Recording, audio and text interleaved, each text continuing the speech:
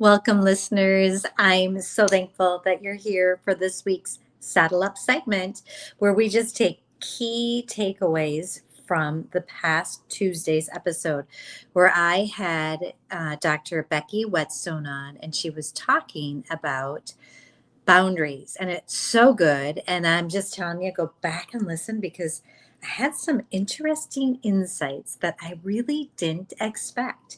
And I'm gonna share that with you at the end. But just so you know, she went through, why do we start recognizing when we have issues with boundaries kind of in midlife? And it's because we've got the kids. Sometimes we've got grandkids, we've got parents. Sometimes they're needing us to help. There's just so much going on midlife that I think that's when you do have boundary issues, that's when you really, really notice it. So she gave us some tools, like actually like little sentences that we could say, like, that doesn't work for me right now, or let me check my calendar.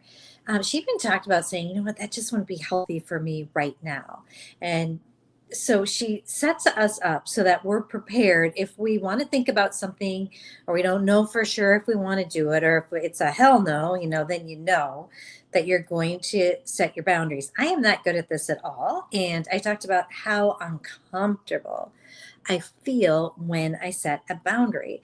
But she said something about don't let other people steal your peace. Like, in order for us to use our gifts and serve the Lord, we need to have peace. We need to have rest. We need to be able to serve Him. And if we're doing things that aren't in line with that, or that just aren't going to support that mission, that calling, whether it's being a mama or a grandma or doing a podcast or writing a book, whatever it is, you do need to have those boundaries and take care of you so that we all know that, so that we can serve others. It's just that I will be honest, it's a little uncomfortable when you start to do it. But this, I have started doing it, and I do have some freedom, and I'm really kind of surprised and shocked that some people seem to really do well with them and they don't even question it. They don't expect me to give more than I need to. We need to be able to count on people to say no when they can't do something, just like I heck yeah when they can. So, this is the funny thing that hit me though. Shortly after I recorded this episode, I had asked a friend, who was kind of a coworker, to take an opportunity with me to do something with me, and she used one of Dr. Becky's lines on me, saying that, yeah, that's not going to work for me right now, or whatever it was, and I was like, and she didn't say anything else. She didn't, that was it. That was hard. That was firm. And of course, she's my friend. Like, she's probably working on this stuff too, right? But it hit me funny. It hit me like, oh, I would do anything you asked, and you're not going to do it for me. And then it was kind of an aha light bulb moment, moment where I went, what am I doing?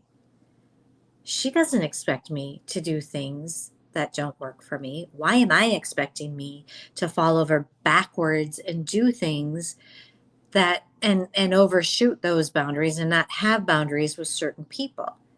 So it was just funny that I kind of felt a little angry, a little hurt, a little unimportant to her.